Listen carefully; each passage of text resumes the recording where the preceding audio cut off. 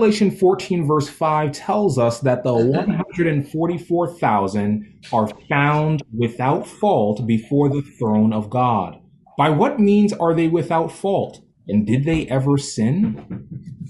Of course they sinned. The only person who never sinned is Jesus Christ. Of course they sinned, but they conquered sin. The sacrifice of Christ, which includes his life, his very difficult life, his death, his resurrection, all of that must be regarded as a sacrifice of Christ, the atonement of Christ.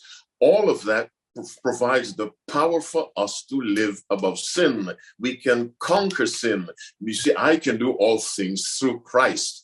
The power to conquer sin is in Christ's atonement, which sometimes is referred to as his blood. That is the power. And so we are required to conquer sin. If you study the 7 letters to the 7 churches of Revelation, chapters 2 and 3, each one is told to overcome.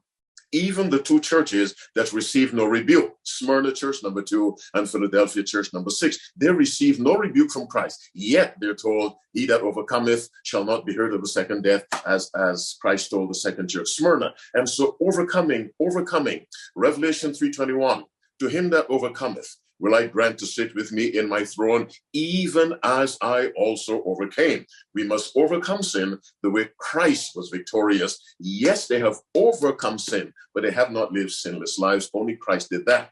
But we have available to us through the living Christ the power to conquer sin. And those persons have conquered sin, and the final generation on this earth when Jesus Christ comes will have conquered sin, so that Christ can present them, or God the Father can present them to the universe to finally disprove the charge of Satan that God's law cannot be perfectly kept.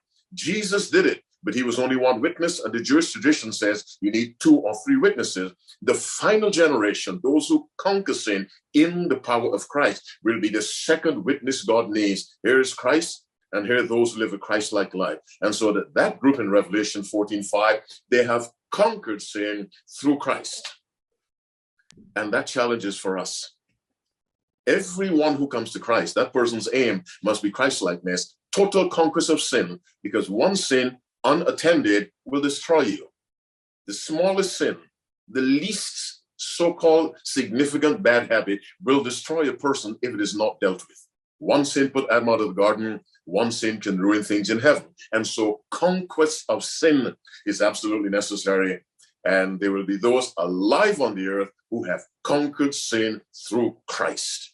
They overcame him by the blood of the Lamb and by the word of their testimony, Revelation 12:11. You have conquered sin.